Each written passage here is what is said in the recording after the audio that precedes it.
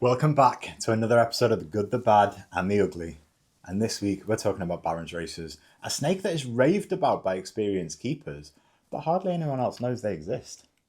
Which is such a shame because these snakes are incredible. Don't give away the verdict. Welcome back to The Good, the Bad and the Ugly.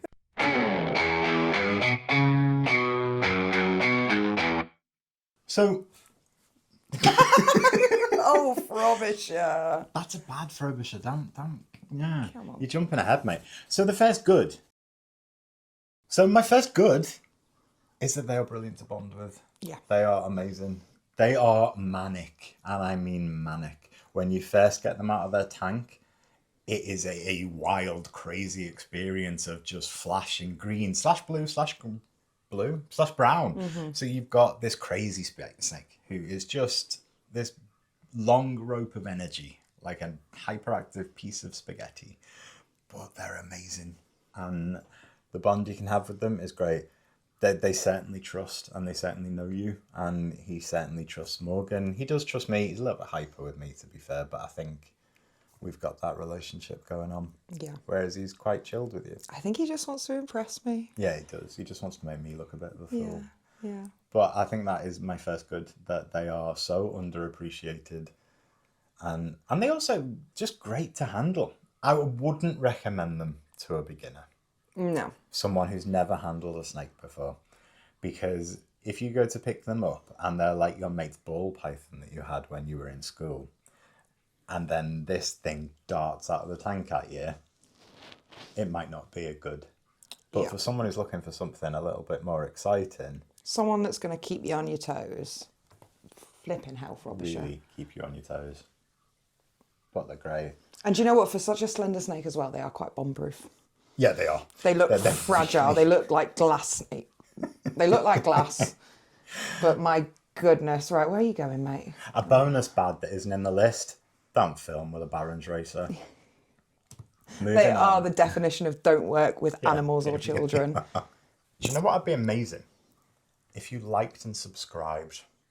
That would be so helpful. We're a really new, really small channel. We're growing, and that's amazing. And we've got some really nice, loyal people who are commenting regularly, and that's fantastic. Building the community we want to build. But if you could like and subscribe, if you're watching this and you're not already, that would be so helpful to us. And maybe just do it, because honestly, I cringe every time I have to ask. Moving on, our first bad is that, like hognose, false water cobras, mangrove snakes, they are rear fang venomous. Funnily enough, I didn't know that until I was reading through the notes for our filming session this morning. You didn't know they were rear fang venomous? No. It's on the tank label. I mean, I don't read tank labels, Warning which venomous. is not responsible of me in the slightest. I suppose it would be different not reading the tank labels here. Yes, yeah. Where you come and visit and you know the... Well, you're never going to fling a rattlesnake in my direction, so... No, you never know. But, yeah, they are rear fang venomous, and it would be irresponsible of us not to talk about that and have it as a bad. But rear fanged, again. So they're not going to front fang injection, they're not going to strike, that's it, the venom's in you. You need to take your snake bite and work out what to do. So hopefully you've got a plan if you do keep hots. But, yeah, for these guys, they've got to chew on you. And they're a bit like a hognose or a falsie. Very similar to a hognose. There have been reports that I've read of Baron's Racers who have bitten, and the reaction has been quite bad. I've not seen any. And for me, they're incredibly reluctant to bite. Gonna move on to our second good, because they're just not very willing to bite. That they will escape, they will dart, they will take flight. They've got the speed. Why would they need to waste their venom and their energy on you? That venom is designed to get their prey, and we are not their prey. We're not what they're after. They're not going to eat us. So the venom isn't designed for us. So the effects should be quite mild from everything I've read. Would they be more prone to musking for a human? Do they I've never musk been at all? musked on, but Frobisher's never musked on me. Yeah. So unlike, say, our Cape file snake, who is a musker, a really odious musker. I can't wait for the good, bad and ugly on Cape file snakes.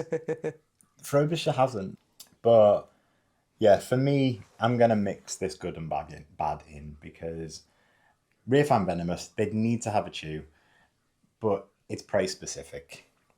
And I've never been bit. Yeah, well, we're not prey, so. No. He's definitely not going to be lining us up to see if he can fit us inside his belly. No. Getting him out's a little bit of a nightmare sometimes because he'll just be everywhere. Unless you fling him at me and then he's straight in Yeah, my no, arms he's and Mr. Chill. 90% of the time happy to just chill. I'd say food motivation is real. He is a hungry boy and he will. So I think that's the only time you'd need to be careful. So in this slightly hybrid good bad, I'd say if you're feeding, use tongs because that speed, I mean, they're not like a Gaboon Viper. The speed isn't going to completely throw you, but they are fast. And then they can sort of move their entire body in one go. So be on your toes, use tongs, don't be stupid. He likes to strike feed. Sometimes I'll let him drop feed, but food motivation is quite real. Yeah. So if you were going to get your very own Frobisher, Yeah, beware of that. treat him like you treat the falsies and don't go in crazy. Yeah, yeah. And Would he be one that benefits from target training then? I've never tried it with Frobisher because you've met Frobisher. Yeah, well, yes, yeah. That they are. He knows what he wants and he knows when he's happy. I don't think I've bothered to target train because he's just too hyperactive. He wouldn't see the target. He's mad, but Like if he's not. ADHD were a snake, Yeah, he would fit that bill, bless him. but he's fantastic. So our good and bad didn't quite work out there, but I think it was important to discuss the rear fang venom as well as touching on the fact that they ain't going to bite you. I've actually been bitten by my Western hognose, and my tricolour hognose is a little bit psychotic and likes to nibble me whenever she can. And they are also rear fang venomous. I did have a bit of itching, a little bit of swelling, but nothing like you see online. I know some people have had bad effects, but I'll let you know if Frobisher ever decides to take a nibble. I don't think he would. He's just too good. Too hectic, but too good. Which leads us on to our next good bad. We're not doing very well with the categorization this week, but I think it's important to be honest. So this one is both. It's a good and a bad. The colours, they're amazing. Now, I like the green. I did get offered a blue and was very, very tempted to pay the import fees. Decided not to because I just love the green. I like the brown, actually. I think I prefer the brown to the blue. So there's brown Baron's Races, blue Baron's Races. I've seen these really gorgeous sort of metallic, dark-looking Baron's Races, which look phenomenal. I do think Frobisher's a little bit of blue, a little bit of brown, a little bit of green. You can see the blues and browns a lot more in his head. Are you saying Frobisher's a mutt? Well, I mean, he's a Heinz 57. He is. Yeah. Yeah. But that's a huge good because unlike, say, ball pythons where there's 5,000 morphs discovered a week, or hognose are in the same boat, and every week it's a new... This week, the new hot morph is the candy striping, dance upside down... Make you £1,000,000. Just whatever. Yeah. And the ball python pyramid scheme that's never going to end, where the only ones these actual ball pythons get sold to are other breeders who then want to make the next must-have morph, which then gets sold to another breeder. It's a crazy pyramid scheme and everyone falls for it. But Baron's Races, they've got their set colours and it's amazing. And if you're a blue kind of person, it's quite difficult in the UK. In the US, there's a hell of a lot. I've spent a while looking for blue snakes and Baron's Races or Rhino Rat snakes. Both really, really hard to find and both very, very expensive. And I think it's one of the bad part of this one, by the way, is the price. Yes, I was going to say it's good and bad, I think, because the price tag, I think, will put off irresponsible keepers. I think if you're looking for a snake with this price tag, if you're looking for a snake at this price tag, you're going to do your best at looking after it. You are not going to neglect that animal that you've just spent potentially thousands of pounds on. Yeah. And it's one of those rare instances where the snake will be more expensive than the setup initially. Yeah, that's true. So for me, I didn't have much of a choice. I just saw Frobisher listed for sale and was like, oh my God, what is that snake? And I've been keeping snakes for 30 years and somehow they've always passed me by. I think I've seen pictures of them and assumed, oh, rhino rat snake. Yeah. and turned the page Yes. over in Reptile magazine. Yeah, because you're not really big on rhino rat snakes. I No. remember when I was going through a bit of a phase, you were like, do you though? Just get Yeah. Frobisher instead. So get a Baron's Racer. They're so much cooler. I like them. I like to look at them. But just everyone who watches this channel or is into the hobby has their own favourite snakes. For me, it's boas, carpet pythons, false water cobras. Morgan's is like false water cobras. False water Everything cobras, else. false water cobras, and then everything else, yes. Apart from Frobisher, Yes. who may be a number 2 one day. You never know. I mean, I think my love for Frobisher is because he's Frobisher. Yeah, probably. And I rather think than the he might have species. fallen asleep in my arms. Probably This is the has. That's gonna make stillest great he's been. content. Give him back to me in a second so we can have a thumbnail. But, yeah, the good bad in this one is the price. And I mean, the breeder that I found in the US who was willing to organise for me to import them, and I was so tempted. I was like nearly clicking that button, but for me, I just don't think I would ever beat Frobisher. And if you look at Voorhees, my ball python, I know I've got art as well, but if you look at Voorhees, he's a wild type. He's a normal. If you look at Gigi, she's a normal boa imperata. And I've got a soft spot for the normals. Yes. If I'm going to get a snake, it's my personal preference, and I love some of the morphs, so don't get me wrong, some of them are stunning. But for me, I just like them to look like they're meant to look like. And I know there are natural, obviously, blue, brown, green, but I've just got used to Frobisher's colour. And his personality. Yeah. So maybe we should have just done a good, bad and ugly about Frobisher and just talked about how amazing he is. I think that's basically what this video is. So yeah, it's the good, bad and ugly of Frobisher. I don't know if there is any ugly to him. We've done loads of goods and bads. I'm going to tell you a story though about Frobisher, and it was amazing.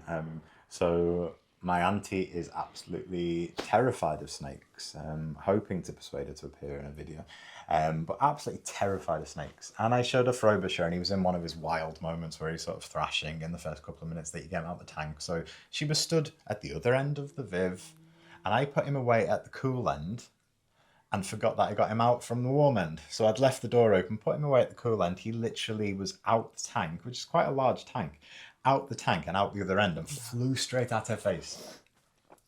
It was amazing. It was so funny, and I'm really sorry if you're watching this, which you probably are because I make you. So yeah, it was brilliant. So our ugly. We've touched on this, we've skirted on this throughout the whole video, and their ugly isn't poop because he's actually quite neat and it actually doesn't smell. In fact, it's got a weird odour of perfume. It's not something you probably give like your loved one for Christmas, but it's a weird sort of floral smell. Eau de Frobisher. Eau de Frobisher. Oh, coming to a shop near you. But it's weirdly, maybe it's just because I deal with a lot of false water cobras, and now I've got a Crebo. So maybe Frobisher is just a pleasant change, and Morgan's just had her first experience with blue tongue skink poop, which